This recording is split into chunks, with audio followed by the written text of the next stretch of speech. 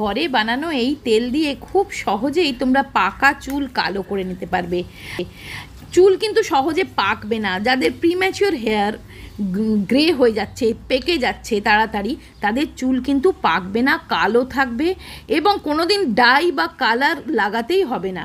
আর এই ঘরোয়া পদ্ধতিতে একদম ন্যাচারালভাবে চুল কালো করবে, অথচ চুলের কোনো ক্ষতি করবে না।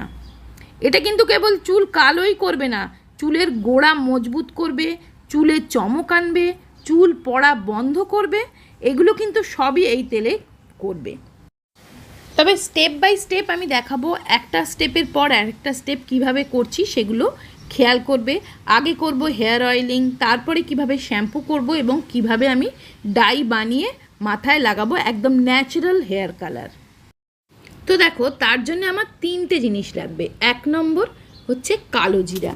যে কালো জিরা আমাদের ঘরে আছে সেই কালো জিরা, কালো জিরে না, মানে কালো জিরেকে বলা হয় কালো হিরে।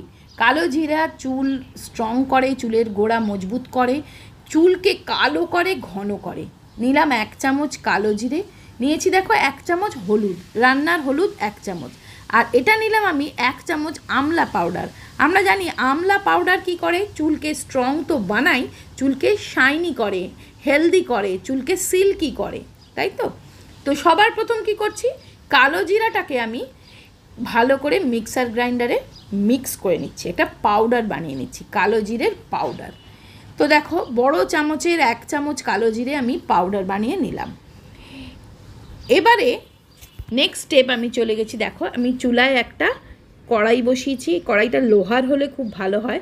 তার মধ্যে প্রথম দিলাম হলুদ গুঁড়ো, তারপরে দিলাম আমলা পাউডার।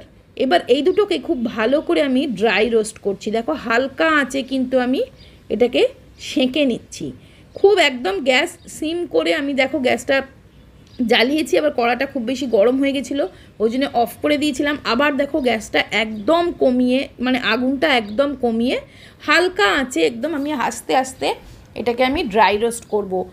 সেঁকে সেঁকে আমি দেখো এটা দিয়ে একটা কালো কালার বানালাম। এটাই হচ্ছে আমার ন্যাচারাল হেয়ার কালার।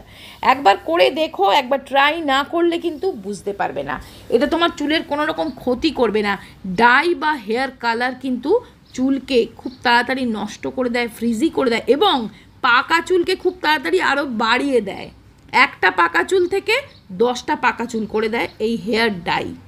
এবার দেখো 3টে জিনিস আমি একসঙ্গে মিক্স করে নিলাম। এটাকে আমি তেল দিয়ে খুব ভালো করে গুলে নেব, একদম যেরকম হেয়ার কালারের থিকনেস হয় বা হেনা বা পেস্টের থিকনেস হয়, ঠিক সেইভাবে সেই কনসিস্টেন্সিতে আমি গুলে নিচ্ছি।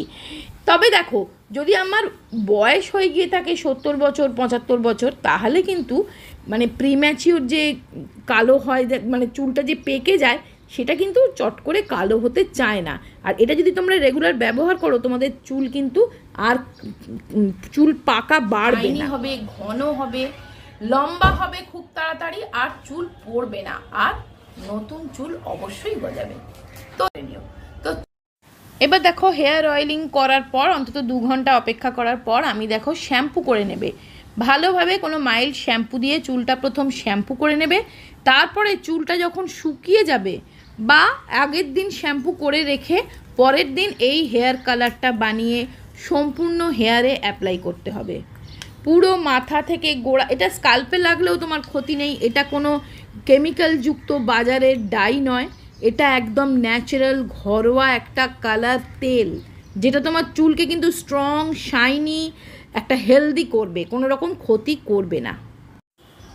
আর এই তেল দিয়ে হেয়ার কালার করলে তোমার ন্যাচারাল হেয়ার কালার হবে। কুচকুচে কালো একটা যে আর্টিফিশিয়াল কালচে কালার দেখলেই বোঝা যায় ডাই করেছো, সেরম কিন্তু কালার হবে না, একদম ন্যাচারাল কালার হবে। আর দীর্ঘদিন করতে করতে তোমার চুল আর কালো থেকে সাদা হবে। তো বন্ধুরা, V11 হেয়ার ড্রায়ার কাম ভলিউমাইজারটা, এটা হচ্ছে এমন একটা হেয়ার ড্রায়ার যেটা কিন্তু তোমার চুলের কোনো রকম ক্ষতি বা ড্যামেজ না করেই চুলটাকে শুকিয়ে দেয়, সাথে সাথে চুলে একটা স্টাইল করে দেয়, একটা চুলে ভলিউম দেয়। আর ঠিক পার্লারে গিয়ে আমরা যেভাবে চুলটা সেটিং করি ঠিক সেইভাবে কিন্তু তোমার চুলটাকে স্ট্রেট লুক দেয়, সেট করে দেয়। ব্লো ড্রায়ারের কাজটাও করে। আবার দেখো এটা একটা চিরুনির মতন, জাস্ট ব্রাশের মতন এইভাবে ঘুরিয়ে ঘুরিয়ে আঁচড়ালেই কিন্তু তোমার চুলটা শুকিয়ে যাবে, প্লাস একটা ভলিউম দেবে। এটা হিটটা তোমার স্কাল্পে লাগে না, ফলে কিন্তু চুলের কোনো রকম ক্ষতিও করে না।